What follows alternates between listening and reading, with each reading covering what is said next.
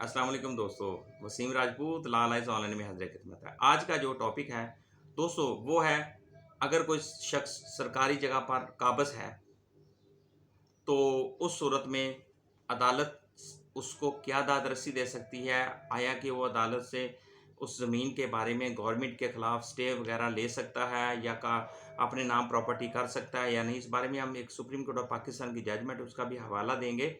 Lecture को शुरू करने से पहले रिक्वेस्ट करूंगा कि चैनल को सब्सक्राइब कर लें, बेल आइकन को क्लिक कर लें। जैसे वीडियो इधर से अपलोड हो आप इस कानूनी रहनुमाई से मुस्तफ़ीद हो सकेंगे।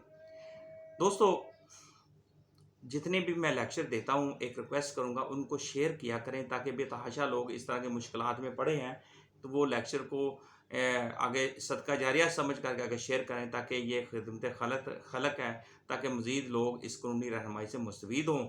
और ये सदका जारिया है, हम सभी खाक हैं, खाक में मिल जाना है, लेकिन इस तरह के जो नेकी का काम बंदा करके चला जाता है वो बाद में ज़िंदा रहता है।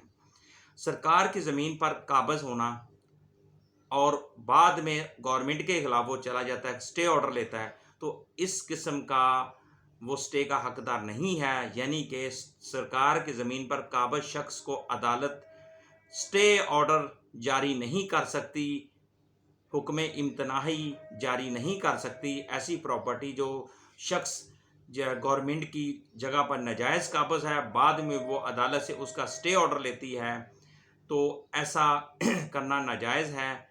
और 1989 SCMR 1503 ये सुप्रीम कोर्ट पाकिस्तान की जजमेंट है। इसमें यह कहा गया कि सरकार की ज़मीन पर काबज़ शख्स को स्टे ऑर्डर जारी नहीं हो सकता और ना ही अदालत स्टे ऑर्डर जारी कर सकती है, ना ही करेगी। गवर्नमेंट के नाजायज़ काबज़ अगर कोई शख्स की ज़मीन पर नाजायज़ काबज़ है तो ये 1989 SCMR 1503 पेज है। मुझे अपनी दुआ में दोस्तों याद रखिएगा। कहाँ सलामत रहें। खुदा हाफिज़।